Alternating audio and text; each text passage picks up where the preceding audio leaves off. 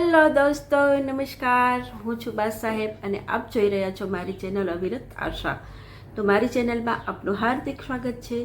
આજ આપણે વાત કરીશું એક એવા તહેવારની કે જે ફક્ત પતંગ ઉડાડવા માટે નથી, પણ તે આપણને આપણું જીવન કઈ રીતે જીવવું અને આપણા જીવનના સ્તરને કઈ રીતે ઊંચે લઈ જવું તેનો પણ સંદેશ આપે છે. મકર સંક્રાંતિ એટલે સૂર્યનો ઉત્તરાયણ તરફનો પ્રવાસ અને અંધકારમાંથી પ્રકાશ તરફની યાત્રા. તો આ વિડીયો છેલ્લે સુધી જોજો, કેમ કે અંતમાં તમને મળશે જીવન જીવવા માટેનો એક સચોટ સંદેશ. મિત્રો, મકર સંક્રાંતિ એ દિવસ છે કે જે દિવસે સૂર્ય મકર રાશિમાં પ્રવેશ કરે છે. આપણા શાસ્ત્રોમાં પણ કહ્યું છે કે ઉત્તરાયણ દરમિયાન કરેલા કોઈ પણ પુણ્યમય કાર્યનું ફળ અનેક ગણું મળે છે.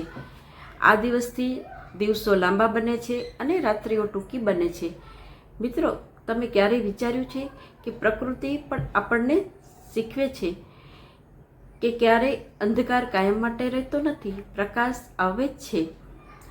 તો જેમ સૂર્ય ઉત્તર દિશા તરફ આગળ વધે છે, તેમ આપણે પણ આપણા જીવનમાંથી આળસ, નકારાત્મકતા અને ભયથી ઉપર ઉઠીએ.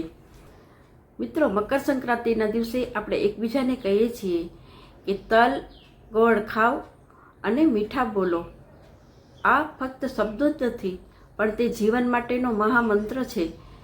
કેમ કે અત્યારના સમયમાં લોકો કડવાશ વધારે ફેલાવે છે અને મીઠાશ ભૂલી જાય છે. પણ યાદ રાખો, તમારે જો જીવનમાં સફળ બનવું હશે તો મીઠું બોલવું પડશે, અને મીઠું બોલનાર વ્યક્તિ ક્યારેય એકલો રહેતો નથી. મિત્રો, મકર સંક્રાંતિ એટલે પતંગ, પણ શું આપણે ક્યારેય એવું વિચાર્યું છે કે પતંગ આકાશમાં ઊંચે ત્યારે જ ચડે છે જ્યારે દોરીને કસીને પકડી હોય. દોરી જો સહેજ ઢીલી થાય તો પતંગ નીચે જમીન પર પડી જાય છે. આપણા જીવનનું પણ એવું જ છે. શિસ્ત બરાબર દોરી, સપના બરાબર પતંગ અને સંઘર્ષ બરાબર પવન.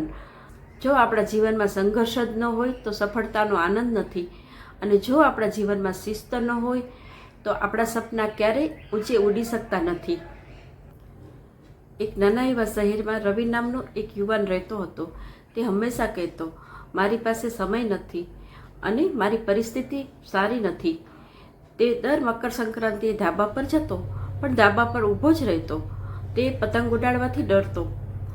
પણ એક દિવસ એણે નક્કી કર્યું કે મારે પણ પતંગ ઉડાડવો છે, અને તે બજારમાં જઈ અને પતંગ ખરીદી આવ્યો અને દોરી બાંધી અને પતંગ ઉડાડવા માટે તૈયાર થઈ ગયો.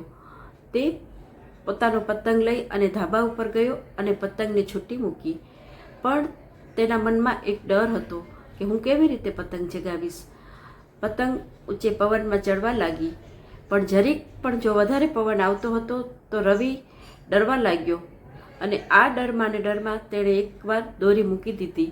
તેનો પતંગ થોડીવાર પવનમાં આમ તેમ ડગમગવા લાગ્યો અને થોડીવાર પછી જમીનદોસ્ત થઈ ગયો.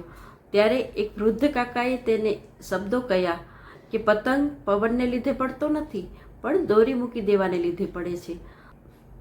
અને આ શબ્દો રવિના હૃદયને અસર કરી ગયા, અને તેણે મનમાં એકદમ નિશ્ચય કરી લીધો કે હવે હું ક્યારેય પરિસ્થિતિ સામે હારીશ નહીં. હું મારા પતંગની દોર કસીને મારા હાથમાં પકડી રાખીશ. મારા જીવનમાં આવનાર કોઈ પણ સંઘર્ષ સામે હું હારીશ નહીં. તો મિત્રો, ચાલો આ મકર સંક્રાંતિ પર આપણે સંકલ્પ લઈએ કે હવે સંઘર્ષોથી ક્યારે ડરીશું નહીં અને પીછેહઠ કરીશું નહીં. નકારાત્મકતાને પાછળ છોડી અને આગળ વધીશું. નિરાશ થશું નહીં અને આશા તરફ આગળ વધીશું. તો મિત્રો, આ વિડીયો જો તમને ગમ્યો હોય તો લાઈક, શેર અને કમેન્ટ જરૂર કરજો, અને મારી ચેનલ અવિરત આશાને સબસ્ક્રાઈબ કરવાનું ભૂલતા નહીં. અને હા, મારા તરફથી આપ સર્વેને મકર સંક્રાંતિની ખૂબ ખૂબ શુભકામનાઓ. બાય. જય માતાજી.